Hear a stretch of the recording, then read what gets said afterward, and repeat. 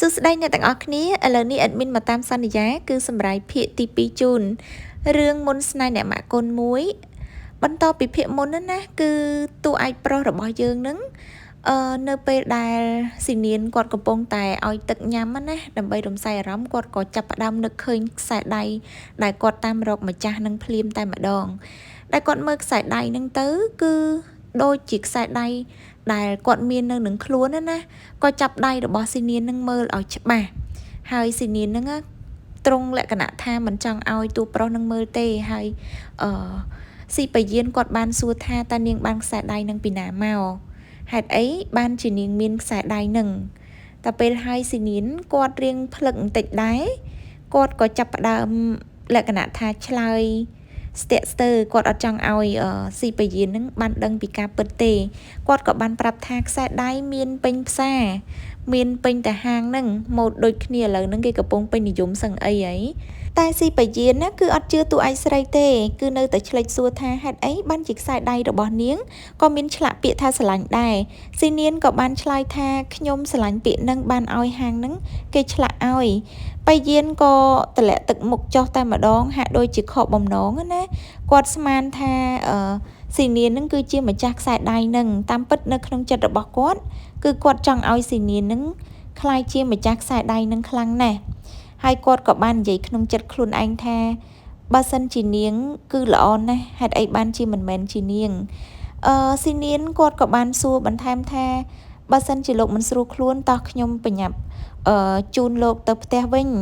ហើយក៏បានឲ្យស៊ីឆេងនឹងជួយគ្រាទៅនៅពេលដែលគ្រាចវាយប្រមឹកឡើងឡានហើយអ្នកទាំងអស់គ្នាស៊ីនៀនក៏បានប្រាប់ទៅកាន់កូនប្រុសថាម៉ាក់ជូនពូស៊ីទៅផ្ទះសិនបន្ទាប់មកបានយើងនឹងជិះទៅផ្ទះយើងតាមក្រោយនៅពេលនោះស៊ីនៀនក៏បានបើកឡានសម្ដៅទៅកាន់វិមានដ៏ធំស្កឹមស្កៃរបស់លោកស៊ីហើយក៏លេចមកមើលតួឆ្នះរូអាននេះវិញណាកំពុងតែលាបក្រែមក្រហមឆ្អិនឆ្អៅហើយក៏និយាយក្នុងចិត្តខ្លួនឯងថាយប់ហ្នឹងខ្ញុំត្រូវតែចាប់លោកស៊ីឲ្យបានគេតាំងចិត្តមុតមាំណាថាត្រូវតែចាប់ឲ្យបានធ្វើជាចំណីកំពុងតែនិយាយសុកក៏កលេចទៅថាអូលោកស៊ីមកហើយក៏បញ្ញាប់ឆាប់ទៅជួបមុខលោកស៊ីភ្លាមនៅពេលនោះក៏ស៊ីនីនស្រាប់តែតម្លាក់លោកស៊ីចុះក៏បានទ្រោបទៅលើតួឯកប្រុសយើងបែបលក្ខណៈថាស៊ីអារម្មណ៍ភ្លាមតែម្ដងចៃដន្យអីរូអានក៏កលេចទៅឃើញនឹងគឺត្រង់ភ័យអ្នកទាំងអស់គ្នាពីព្រោះដោយសារតែស៊ីនៀនអត់ដឹងថារូអានមកនៅក្នុងវិមានរបស់លោកស៊ីទេអ្នកទាំងអស់គ្នាប្រហែលជាចាំហើយនៅក្នុងភាគមុនណាគឺរូអាននឹងបានបន្លំខ្លួនធ្វើជាស៊ីនៀនដោយខ្លាយខ្លួនធ្វើជាម្ចាស់ខ្សែដៃហ្នឹងហើយអញ្ចឹងទៅលោកស៊ីក៏បានធានាការខុសត្រូវហ្នឹងដោយយករូអាននឹងមកនៅក្នុងវិមាននឹងដើម្បីជាការទទួលខុសត្រូវក្នុងនាមជាសុភាពបុរសហើយឥឡូវមកមើលតួឯកប្រុសនិងតួឯកស្រីយើងកំពុងស៊ីអារម្មណ៍ដល់ហើយណែបនិតតែពេលរូអាននេះវិញគឺក្តៅឆេវដូចភ្នំភ្លើងកំពុងផ្ទុះអញ្ចឹងណាឃើញនៅពេលដែលឃើញស៊ីនៀនហើយនឹងស៊ីប៉ាយានកំពុងតែថើបគ្នាអញ្ចឹងស៊ីនៀនក៏បាននិយាយថាព្រះអើយនេះខ្ញុំធ្វើការជាជំនួយការជាលេខាផងជាស្អីឲ្យប្រកាសទៅហេតុអីបានជាការងារ100ចម្ពោះបែបនេះខ្ញុំមិនដឹងថាតើចំណេញឬក៏ខាតទេដែលមកធ្វើការជាមួយលោកស៊ីនោះគ្រាន់តែនិយាយអញ្ចឹងហើយក៏ដើរចេញទៅនៅពេលហ្នឹងណាស៊ីនៀនបានបណ្ដាកូនប្រុសដោយអារម្មណ៍នឹងគិត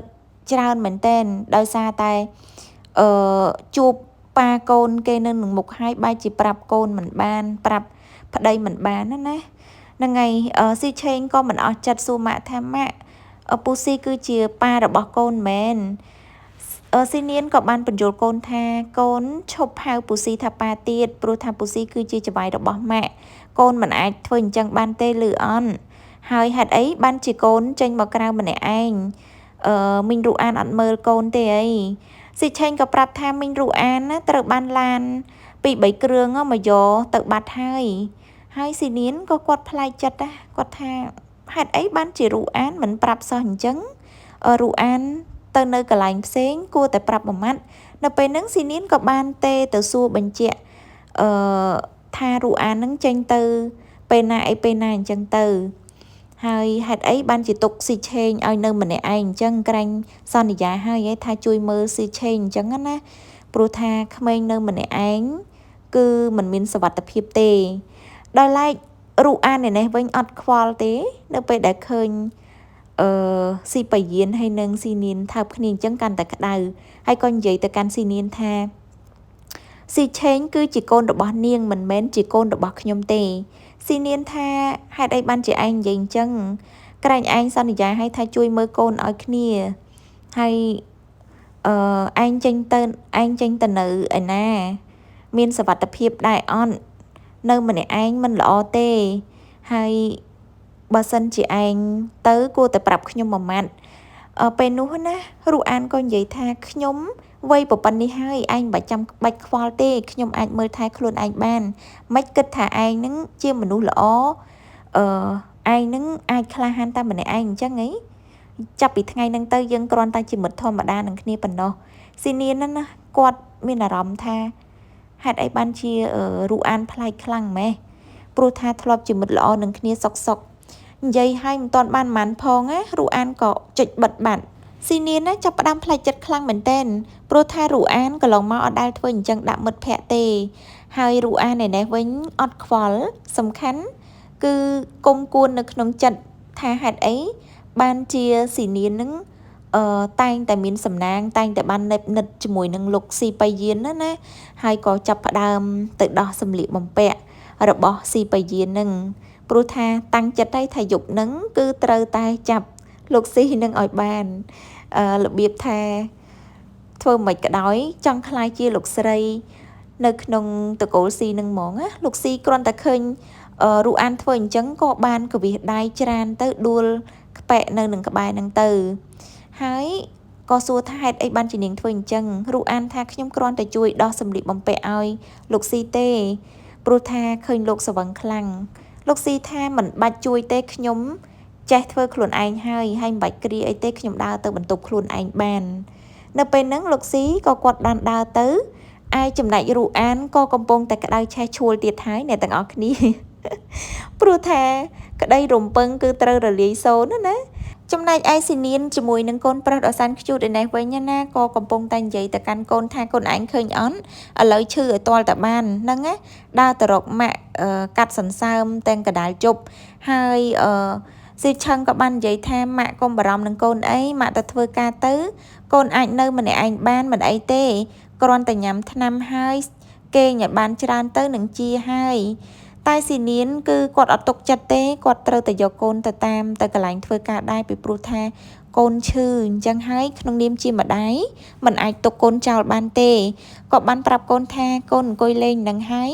ម៉ាក់ធ្វើការសិនហើយប៉ុន្តែអត់បានសេចក្តីសុខទេអ្នកទាំងអស់គ្នាជំនួយការដៃឆើតហ្នឹងក៏បាននិយាយថាហេតុអីបានជានាងយកកូនមកកន្លែងធ្វើការស៊ីនៀនថាកូនរបស់ខ្ញុំឈឺខ្ញុំគ្រាន់តែយកមកមួយរយៈប៉ុណ្ណោះដោយសារតែអត់ហ៊ានទុកនៅផ្ទះម្នាក់ឯងតែជំនួយការដៃឆើតក៏បាននិយាយថាកន្លែងនេះគឺជាក្រុមហ៊ុនមិនមែនជាផ្ទះដែលមកអង្គុយតាមចិត្តទេស៊ីឆេងក៏និយាយថាអ្នកមីងខ្ញុំមិនរំខានអ្នកមីងទេស៊ីនៀនណាក៏សុំវល់ថាខ្ញុំសុំតែមួយថ្ងៃហ្នឹងទេព្រោះថាកូនខ្ញុំឈឺជំនួយការហ្នឹងក៏ដំឡើងសម្លេងថា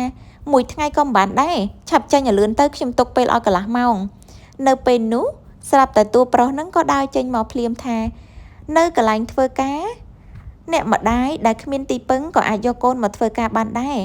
មានបញ្ហាអីមែនទេហ្នឹងហើយនៅពេលនោះណាគឺជំនួយការហ្នឹងក៏និយាយថាតែនេះជាក្រុមហ៊ុនលោកស៊ីក៏បាននិយាយទៀតថាក្រុមហ៊ុនប៉ុន្តែក៏មិនមែនគ្មានក្តីមេត្តាចំពោះមនុស្សស្រីដែលគ្មានទីពឹងដែរនេះគឺជាក្រុមហ៊ុនរបស់ខ្ញុំលោកស៊ីក៏បានបន្ថែមគោលការណ៍ថ្មីថាស្ត្រីដែលគ្មានទីពឹងឬក៏គ្មានអ្នកមើលកូនអាចយកកូនមកកន្លែងធ្វើការបានដោយឲ្យរៀបចំបន្ទប់មួយសម្រាប់កុមារហើយស៊ីនៀនក៏សប្បាយចិត្តខ្លាំងណាស់បានស្រែកមួយទំហឹងហ្មងណាថាអរគុណច្បាយចិត្តល្អណាស់តួឯកប្រុសរបស់យើងមិនត្រឹមតែឲ្យស៊ីនៀនយកកូនមកធ្វើការទេថែមទាំងឲ្យយកចូលទៅក្នុងបន្ទប់ការិយាល័យរបស់ខ្លួនទៀតហើយបើនិយាយពីស៊ីឆេងឯនោះវិញលពឹសណាស់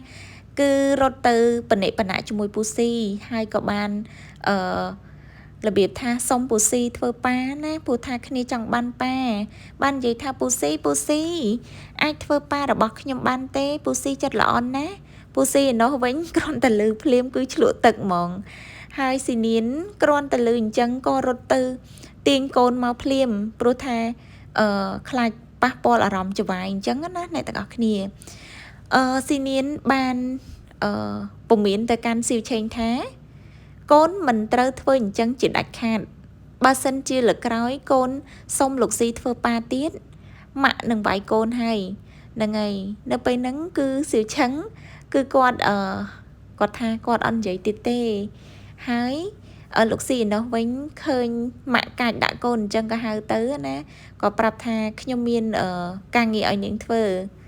គ្រាន់តែហៅទៅភ្លាមសម័យឃើញ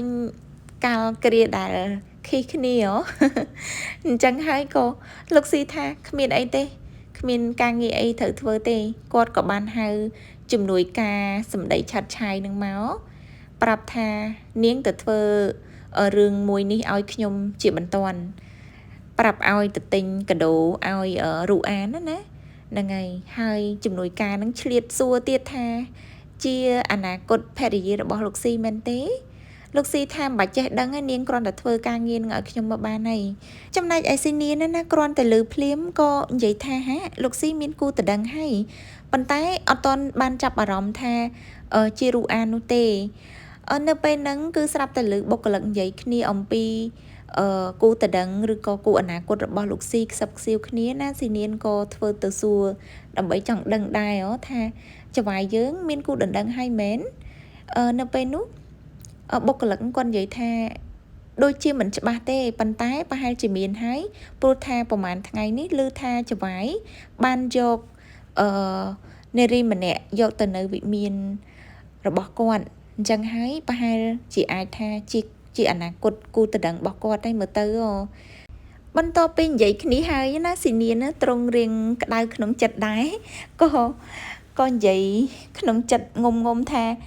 មានគូតដឹងហើយប៉ុន្តែមកធ្វើថើបខ្ញុំនឹងដូចជាស្និទ្ធស្នាលខ្លាំងណាស់ដូចជាស្រឡាញ់ខ្លាំងណាស់នៅពេលនោះចូលមកដល់ឈុតតួប្រុសនឹងកូនគួរឲ្យស្រឡាញ់នេះវិញណាក៏និយាយថាពូស៊ីខ្ញុំឈឺនោមខ្លាំងណាស់ពូស៊ីជួយជូនខ្ញុំទៅបន្ទប់ទឹកបន្តិចមកនៅពេលហ្នឹងគឺពូស៊ីក៏គាត់ជូនទៅព្រោះថាគាត់ស្រឡាញ់ស៊ីវឆឹងហ្នឹងគឺដូចជាកូនអញ្ចឹងហើយនៅពេលដែលបណ្ដាស៊ីវឆឹងនឹងទៅបុគ្គលិកគ្រប់គ្នាគឺសម្លឹងមកលោកស៊ីនឹងតែម្ដងដោយបាននិយាយថាមើលទៅលោកស៊ីនឹងកូនរបស់ស៊ីនៀនដូចជាប៉ាកូនអញ្ចឹងមើលទៅគឺស្និទ្ធស្នាលនឹងគ្នាហើយមានទម្រង់មុខកៅភ្នែកអីដូចគ្នាខ្លាំងណាស់តែបុគ្គលិកដូចគ្នានឹងក៏បានប្រាប់ថាឯងកុំចេះដឹងរឿងចវាយខ្លាំងពេកធ្វើការទៅដើរបណ្ដានឹងក៏កដាស់ព្រមគ្នាតែម្ដងដោយសារតែប៉ានិងកូនពីរនាក់នេះគឺចាញ់លំអងផ្កាកុលាបចាញ់លំអងផ្កាហ្នឹងហើយបុគ្គលិកក៏ប្រាប់ថាសុំទោសលោកស៊ីខ្ញុំភ្លេចថាលោកស៊ីចាញ់លំអងផ្កាសៀវឆឹងឃើញអញ្ចឹងក៏បានសួរទៅកាន់ពូស៊ីថាពូស៊ីក៏អាឡែកស៊ីជាមួយនឹងលំអងផ្កាដែរហើយគាត់មានចម្ងល់តែម្ដងណាគាត់សួរសៀវឆឹងថាឯងអញ្ចឹងដែរស៊ីនៀនឃើញហើយក៏រត់មកតែម្ដងរត់មកយកស៊ីឆឹងហ្នឹងទៅបន្ទប់ទឹកខ្លួនឯងបែបត្រង់លក្ខណៈថាដូចខឹងដូចអន់ចិត្តណាលោកស៊ីក៏ឆ្ងល់ថាហេតុអីបានជាមុខមាត់នាងដូចរៀងមានកំហឹងម៉េះនាងខឹងអ្នកណាមកពីណាអញ្ចេះដល់ឡែករូអាននេះវិញណាគឺជំនួយការរបស់លោកស៊ីហ្នឹងគាត់បានយកកាដូដែលលោកស៊ីឲ្យទិញហ្នឹងយកមកឲ្យគ្រាន់តែឃើញភ្លាមរូអានអខេបខប់ញញឹមញញែមបិទមាត់មិនចិត្តទេព្រោះថានេះជាកាដូលើកទី1ដែលស៊ីប៉ាយានឲ្យអញ្ចឹងណាហើយក៏បានទាញទូរស័ព្ទឆាតទៅអរគុណលោកស៊ីភ្លាមតែម្ដងប្រាប់ថាអរគុណច្រើនលោកស៊ីកាដូដែលលោកស៊ីបានឲ្យខ្ញុំនេះខ្ញុំពេញចិត្តខ្លាំងណាស់ហើយនិយាយអញ្ចឹងល្ងាចហ្នឹងតើយើងអាចញ៉ាំអាហារជាមួយគ្នាបានអត់ព្រោះថាតាំងពីចូលមកនៅវិមានហ្នឹងហើយអត់ដែលតន់បានញ៉ាំអាហារជាមួយគ្នានៅឡើយទេលោកស៊ីហ្នឹងគាត់ក៏បានគិតមួយផ្លែតហើយក៏បានឆាតតបទៅវិញថាយល់ព្រមហ្នឹងហើយព្រោះថាមិនចង់ធ្វើឲ្យមានកំហុសអីអញ្ចឹងណាពេលនោះគឺរូអានអខេបខប់ខ្លាំងណាស់ក៏បានស្នើសុំប្រាប់ទៅកាន់ជំនួយការនឹងថានាងអាចជួយកក់កន្លែងញ៉ាំអាហារឲ្យខ្ញុំបានអត់ជំនួយការនឹងក៏និយាយថាបានខ្ញុំអាចធ្វើសម្រាប់លោកស្រីអនាគតរបស់ចៅហ្វាយធំ រឿងអីថាមិនបានជាកិត្តិយសខ្ញុំណាស់រូអានក៏បានថាមិនអីទេអនាគតទៅខ្ញុំនឹងមិនភ្លេចនាងទេព្រោះថានាងគឺជាមនុស្សល្អអញ្ចឹងទាំងពីរអ្នកនេះគឺយល់ចិត្តយល់ថ្លើមគ្នាអ្នកទាំងអស់គ្នាហើយជំនួយការនេះវិញហ្នឹងក៏បានប្រាប់ផ្ដល់គំនិតយោបល់ថាអ្នកនាងគួរតែពាក់ខ្សែកហ្នឹងទៅជួបលោកស៊ីទៅដើម្បីឲ្យកាន់តែមានភាពតាក់ទាញតាក់ចិត្តលោកស៊ីថែមទៀតអញ្ចឹងចាំខ្ញុំជួយពាក់ឲ្យអ្នកនាងចុះណាខ្សែកពេជ្រនេះគឺពិតជាស័ក្តិសមជាមួយអ្នកនាងខ្លាំងណាស់ឥឡូវនេះដល់ពេលដែលស៊ីនៀនជូនលោកស៊ីមកញ៉ាំអាហារជាមួយរូអានហើយស៊ីនៀនក៏បានសួរថាតើលោកឲ្យខ្ញុំនៅចាំឬក៏ឲ្យខ្ញុំទៅសិនលោកស៊ីក៏និយាយថាមិនអីទេនាងចេញពីធ្វើការហើយអស់ពេលវេលាហើយអញ្ចឹងទៅផ្ទះចុះហើយស៊ីឆេងក៏បានបាយទៅកាន់ពូស៊ីដែរបន្ទាប់ពីលោកស៊ីចេញពីឡានពេលនោះស៊ីឆឹងក៏បានសួរតម៉ាក់ទៀតហើយសួររហូតថាម៉ាក់ហេតុអីបានជាខ្ញុំសុំឲ្យពូស៊ីធ្វើជាប៉ាមិនបានម៉ាក់អនុញ្ញាតទៅព្រោះថាពូស៊ីគាត់ចិត្តល្អណាស់តែស៊ីនៀនក៏បានប្រាប់កូនថាមិនអាចទេកូនព្រោះថាពូស៊ីគ្មានអីតាក់ទងនឹងយើងទេពូស៊ីគឺជាចៅហ្វាយរបស់ម៉ាក់កូនមិនអាចសួរមិនអាចសុំពូស៊ីបានទេលឺនៅជាក្មេងមិនល្អបង្ហាញពីអត្តចរិតមិនល្អធ្វើអញ្ចឹងគឺគ្មានសុជីវធម៌ទេពេលនោះណាគឺស៊ីឆឹងបានអើតទៅខាងក្រៅក៏ស្រាប់តែកលេចទៅឃើញមីងរូអានក៏បាននិយាយទៅកាន់ស៊ីនៀនថាម៉ាក់ខ្ញុំបានឃើញមីងរូអានខ្ញុំមើលមិនច្រឡំទេម៉ាក់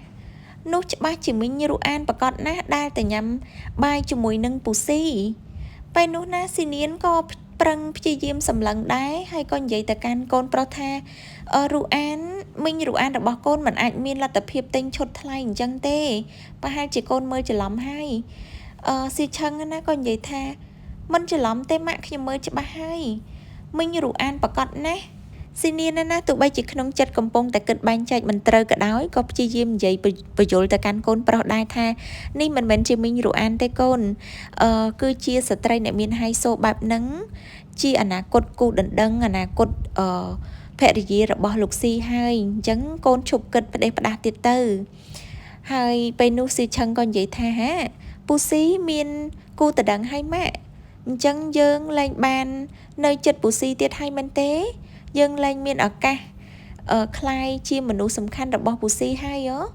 នៅពេលដែលនិយាយចុះឡើងស៊ីនៀនក៏បានបីកូនចុះពីឡានហើយក៏និយាយបញ្យល់ប្រាប់កូនថាយើងគឺនៅពីអ្នកម៉ាក់កូនសប្បាយចិត្តហើយពេលនេះកូនមិនបាច់គិតច្រើនទេចូលមកដល់រូអានរួមជាមួយនឹងលោកស៊ីឯនេះវិញគឺកំពុងតែញ៉ាំអាហារពេលល្ងាចបែបរ៉ូមែនទិកណាហើយរូអានក៏បាននិយាយថាលោកស៊ីនេះគឺជាថ្ងៃដំបូងដែលយើងណាត់គេហៅថា dating មែនទេហ្នឹងហើយនៅពេលហ្នឹងណាលោកស៊ីក៏និយាយថាគ្រាន់តែជាការញ៉ាំអាហារធម្មតាហើយរូអានក៏ព្យាយាមអួតថាខ្សែកដែលលោកស៊ីឲ្យខ្ញុំលោកមើលស្អាតអន់វាសមនឹងខ្ញុំដែរទេលោកស៊ីពិតជាមានរសនិយមល្អណាស់លោកស៊ីក៏និយាយថាមិនមែនខ្ញុំជាអ្នករើសទេគឺជំនួយការរបស់ខ្ញុំគាត់ជាអ្នករើសឲ្យអញ្ចឹងគួរតែអរគុណនាងទៅរូអាហ្នឹងគឺបែបទ្រង់អន់ចិត្តបន្តិចដែរនៅពេលដែលលោកស៊ីនិយាយអញ្ចឹងណាកំពុងតែនិយាយគ្នាសុកលោកស៊ីហ្នឹងក៏បានកលេចទៅមើលស្ត្រីដែលមានកូនណាហ្នឹងហើយកំពុងតែអង្គុយបញ្ចុកកូនអីអញ្ចឹងទៅមើលទៅរបៀបថាមានសុភមង្គលលោកស៊ីក៏បានសម័យឃើញដល់ស៊ីនៀនផ្លែតជាមួយនឹងកូនប្រុសដ៏សែនខ្ជូតណារូអានណានៅពេលដែលឃើញលោកស៊ីគាត់ក៏លេចទៅមើលម្ដាយកូនពីរនាក់នោះក៏សួរភ្លាមថាលោកស៊ីជួយចិត្តក្មេងដែរលោកស៊ីក៏និយាយថាខ្ញុំមានការស្ងើចសរសើរចំពោះម្ដាយដែលព្យាយាមចិញ្ចឹមកូនបីបាច់កូនដោយតែម្នាក់ឯងហើយរូអានក៏និយាយថាប្រៀបដូចជាស៊ីនៀនដែលជាបុគ្គលិកថ្មីរបស់លោកនោះមែនទេគ្រាន់តែនិយាយអញ្ចឹងភ្លាមណាគឺស៊ីបយានខឹងភ្លាមតែម្ដងខឹងថានាងខ្ញុំឲ្យនៅតែផ្ទះនៅក្នុងវិមានសុខស្រួលកុំចេះដឹងរឿងក្រុមហ៊ុនរបស់ខ្ញុំកុំចេះដឹងរឿងបុគ្គលិករបស់ខ្ញុំរូអានក៏ប្រកែកទាំងញ័រទៅត្រឹកថាអត់ទេលោកស៊ីកុំយល់ច្រឡំខ្ញុំអត់បានតែចេះដឹងរឿងក្រុមហ៊ុនរបស់លោកស៊ីទេការដែលខ្ញុំដឹងថាមានបុគ្គលិកឈ្មោះស៊ីនៀនមានកូននឹងគឺដោយសារតែជំនួយការរបស់លោកនិយាយលេងជាមួយខ្ញុំតែប៉ុណ្ណោះស៊ីបយានណាខឹងហើយដើរចេញទៅភ្លាមតែម្ដងព្រោះថាគាត់ គិតថាមិនអោយតម្លៃស៊ីនៀនព្រោះគាត់ស្រឡាញ់ស៊ីនៀនហើយនឹងកូនប្រុសអញ្ចឹងណារូអានក្តៅឆេវថាហេតុអីបានជាលោកស៊ីឲ្យតម្លៃនាងនឹងខ្លាំងម្លេះស៊ីនៀនហេតុអីបានជានាងមានសំណាងខ្លាំងម្លេះខ្ញុំនឹងធ្វើឲ្យនាងគ្មានកន្លែងជ្រកខ្ញុំត្រូវតែយកគ្រប់យ៉ាងរបស់ខ្ញុំដែលបានតាំងចិត្តនោះមកឲ្យបានគឺក្តៅឆេវហ្មងណានិយាយចុះឡើងគាត់នឹកឃើញថាកាលនៅរៀននៅក្រៅប្រទេសហ្នឹងក៏មានមិត្តភ័ក្តិម្នាក់ដែរដែលបរិសម្នាក់ហ្នឹងគឺស្រឡាញ់ស៊ីនៀនខ្លាំងណាស់ហើយក៏បានទេទៅណាបានទេទៅប្រាប់ថាបើសិនជាលោកមិនព្រមឆាប់មកប្រទេសចិនវិញទេប្រយ័ត្នស៊ីនៀនហ្នឹងគេឆក់យកទៅបាត់អញ្ចឹងហើយមិត្តភ័ក្តិដែលស្រឡាញ់ស៊ីនៀនហ្នឹងណាគឺគាត់អត់ស្រួលក្នុងចិត្តទេនៅពេលដែលរូអាននិយាយអញ្ចឹងគាត់ក៏ចាប់ផ្ដើមមានអារម្មណ៍ច្បុកច្បល់ក្នុងចិត្តថាត្រូវទៅមកប្រទេសចិនវិញឲ្យបានព្រោះថាគាត់ស្រឡាញ់ស៊ីនៀនខ្លាំងណាស់ស្រឡាញ់ខ្លាំងដល់ថ្នាក់មិនប្រកាន់ថាស៊ីនៀនមានកូនមានអីក៏ដោយដល់ឡៃស៊ីនៀនណាបន្ទាប់ពីដឹងថាមិត្តភ័ក្តិត្រូវតែមកជួបក៏បញ្ញាប់ស្រូតការងារភ្លាមតែម្ដងគិតថាពេលដែលជួបមិត្តភ័ក្តិហើយនឹងទៅញ៉ាំអីជាមួយគ្នាពេលនោះមិត្តភ័ក្តិរបស់ខ្លួននឹងក៏បានកាន់បាច់ផ្កាមកយ៉ាងធំស្រស់ស្អាតមែនតែនរបៀបថាគាត់ស្រឡាញ់ស៊ីនៀនហើយស៊ីនៀនវិញគឺបានរត់មកអោបមិត្តភ័ក្តិអោបនឹងគឺក្នុងគោលបំណងនឹករលឹករាប់អានអីទេមិនមែនជាក្តីស្រឡាញ់ទេព្រោះថាស៊ីនៀនគឺគាត់មានកូនមានអីហើយមិនដែលនឹកឃើញថាជាក្តីស្រឡាញ់ទេហើយស៊ីនៀនក៏បាននិយាយថាលោកយុនសេនហេតុអីបានជាលោកស្រាប់តែមកប្រទេសចិនវិញភ្លាមបែបនេះអញ្ចឹងធ្វើឲ្យខ្ញុំត្រៀមខ្លួនមិនទាន់ទេស្រាប់តែតួឯកប្រុសរបស់យើងនេះអូយដើរមកក៏ឃើញរូបភាពដែលមិនចង់ឃើញនឹងតែម្ដងក្តៅឆេវក្នុងចិត្តណាថាបុគ្គលិកល្អហេតុអីបានជាធ្វើចរិតរឹកពីបែបហ្នឹងនិយាយប្រាប់ទៅកាន់កូនចៅណាលីតុងក៏បាននិយាយថាចវាយមិត្តភ័ក្តិគ្រាន់តែអោបគ្នាធម្មតាគ្មានអីទាស់ខុសផងហ្នឹងហើយចវាយឯនេះវិញលោកស៊ីគឺក្តៅហ្មងថាឆាប់ប្រាប់ឲ្យនាងធ្វើការថែមម៉ោងនាងត្រូវតែកែឯកសារនោះឡើងវិញឯកសារនឹងមានបញ្ហាមានកំហុសត្រូវតែឲ្យនាងទៅធ្វើការថែមម៉ោងជាបន្ទាន់បើមិនអញ្ចឹងទេយើងនឹងកាត់ប្រាក់ខែហើយបើសិនជាឯងមិនធ្វើតាមយើងទេឯងក៏ត្រូវតែកាត់ប្រាក់ខែដូចគ្នាដែរនិយាយទៅគឺគាត់ក្តៅហ្មងណាអ្នកទាំងអស់គ្នាលីតុងឯនេះវិញគឺកប់យោបល់ថាហេតុអីបានជាចវាយស្រាប់តែមានអារម្មណ៍ឆេះឈួលអីភ្លាមមកពេញអញ្ចឹងហើយក៏ស្រែកមកវិញទៀតថាឯងនៅឈររេរ៉ង់ដល់ណាទៀតមិនក៏មិនព្រមទេតានាងទៅគីឡូថានាងទៅបាត់ឥឡូវហើយលីតុងណាក៏បាននិយាយថាបានខ្ញុំនឹងទេតានាងឥឡូវនេះខ្ញុំក៏ចង់ឃើញខ្លាញីប្រកួតជាមួយនឹងរាជសីដែរហើយតួឯកស្រីនេះវិញណាតោះយើងទៅញ៉ាំអាហារជាមួយគ្នាមកប្រទេសចិនភ្លាមអញ្ចឹងឯងចង់ញ៉ាំអីខ្ញុំនឹងប៉ាវណាស្រាប់តែនិយាយកំពុងតែនិយាយគ្នាក៏មានទូរស័ព្ទរោតែម្ដងដោយស៊ីនៀនបានលើកថាមានការអីលីតុងថាស៊ីនៀននាងត្រូវតែមកធ្វើការថែមម៉ោងចវាយបានប្រាប់ថានាងត្រូវធ្វើការថែមម៉ោងស៊ីនៀនថាហាខ្ញុំធ្វើការថែមម៉ោងអីទៀតបើឯកសារអីហ្នឹងខ្ញុំបានធ្វើឲ្យជាស្រេចហើយលីតុងនិយាយថាតែចវាយប្រាប់ថាឯកសារនោះខុសឯកសារហ្នឹងគឺត្រូវតែកែឡើងវិញស៊ីនៀនថាមិនអាចទេខ្ញុំដល់ម៉ោងចេញហើយខ្ញុំមានណាត់ផងខ្ញុំមិនអាចទៅធ្វើការវិញបានទេណាមួយធ្វើការយប់ឡើងក៏ដូចជាមិនសូវសមដែរទៅផ្ទះចវាយនោះលីតុងជួយប្រាប់ចវាយផងថាខ្ញុំអត់បានទៅទេលីតុងថាបើសិនជានាងមិនបានទៅទេចវាយប្រាប់ថានឹងកាត់ប្រាក់ខែជាមិនខានហើយដោយទាំងខ្ញុំទៀតផងនិយាយមិនទាន់បានប្រមាណផងក៏ស៊ីនៀនបាត់ទូរស័ព្ទប៉ុន្តែមិនមែនបិទទេលីតុងថាហ៊ានបាត់ទូរស័ព្ទខ្ញុំផងតាមពិតទូរស័ព្ទរបស់ស៊ីនៀនអស់ថ្មហ្នឹងហើយស៊ីនៀនក៏ខឹងណាព្រោះថានិយាយទៅគម្រោងផែនការហ្នឹងខ្លាចជាផែនស្ករអស់ហើយអត់បានទៅញ៉ាំអាហារជាមួយមិត្តភ័ក្តិដែលទៅមកពីប្រទេសក្រៅទេលោកយុនសេនណាក៏បានសួរទៅស៊ីនៀនថាទៅផ្ទះចវាយនៅឯណាខ្ញុំជូនទៅព្រោះថាជីតាក់ស៊ីថ្មើរនេះគឺស្ទះខ្លាំងណាស់អញ្ចឹងហើយខ្ញុំជូនស៊ីនៀនទៅតែម្ដងទៅហើយស៊ីនៀនហ្នឹងក៏និយាយថាអូយខ្ញុំពិតជាក្រែងចិត្តខ្លាំងណាស់ មិនបាច់ក្រែងចិត្តទេខ្ញុំជូនទៅនៅពេលហ្នឹងគឺយុនសេនបានជូនស៊ីនីនហ្នឹងមកផ្ទះចៅហ្វាយហ្នឹងយុនសេនក៏ថាផ្ទះចៅហ្វាយរបស់នាងពិតជាធំស្កឹមស្កៃខ្លាំងណាស់អឺស៊ីនីនថាងមិនធំយ៉ាងម៉េចទៅបើម្ចាស់ក្រុមហ៊ុនប្រពន្ធណានៃហើយគេអ្នកមានខ្លាំងណាស់អញ្ចឹងហើយគឺផ្ទះធំគឺមិនមែនជារឿងចម្លែកទេស៊ីនីនក៏បានផ្ដាំផ្ញើឲ្យយុនសេននឹងជួយមើលស៊ឺឆឹងផងព្រោះថាគ្មានអ្នកណាមើលទេពេលដែលចេញទៅយប់ស៊ឺឆឹងនៅម្នាក់ឯងច្បាស់ជាយំហីលោកយុនសេនណាគឺកាន់តែមានការព្រួយបារម្ភខ្លាំងមែនតើអ្នកទាំងអស់គ្នាព្រោះថាមនុស្សដែលខ្លួនស្រឡាញ់ត្រូវធ្វើការយប់ប្រលប់អីអញ្ចឹងខ្លាចគេបេះបាត់អញ្ចឹងក៏តាំងចិត្តថាខ្ញុំត្រូវតែយកស៊ីនៀនឲ្យបានឥឡូវនេះបងប្អូនទាំងអស់គ្នាភាគទី2យើងបាន slash ត្រឹមនេះហើយយើងជួបគ្នានៅភាគទី3បន្តទៀតណា